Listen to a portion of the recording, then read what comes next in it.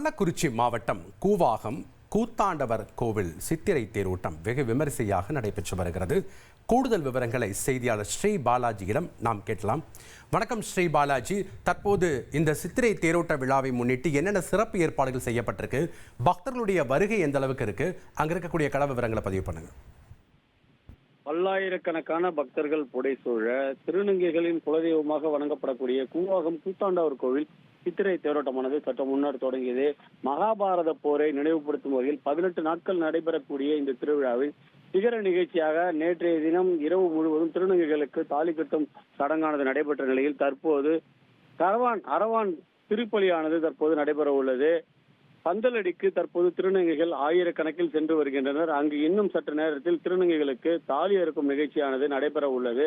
தொடர்ந்து அவர்கள் அனைவரும் விதவை கோலம் பூண்டு அங்கிருந்து ஒப்பாரி வைத்துக் கொண்டு தங்கள் சொந்த ஊருக்கு செல்லும் நிகழ்வானது நடைபெற உள்ளது. இதற்காக சார், என்னோட ரெசிக்னேஷன் எதுக்கு? நானே ஜாப்ஸ் உருவாக்கி பாஸ் ஆகலாம்னு இருக்கேன். எப்படி? பாஸ் வாலா பி தி பாஸ். சுமார் 1500 போலீசார் தற்போது பாதுகாப்பு பணியில் ஈடுபட்டுள்ளனர். உளுந்தூர்பேட்டை, திருக்கோவிலூர் மற்றும் சுற்று வட்டார பகுதியில் இருந்து ஏராளமான பொதுமக்களும் இங்கு வந்திருப்பதை நம்மால் காண முடிகிறது. தொடர்ந்து இந்த இடத்தில் அசம்பாவிதங்கள் நடைபெறக்கூடாது என்பதற்காக தீயணைப்புத் துறையினர் மற்றும் 108 ஆம்புலன்ஸ் குவிக்கப்பட்டுள்ளன.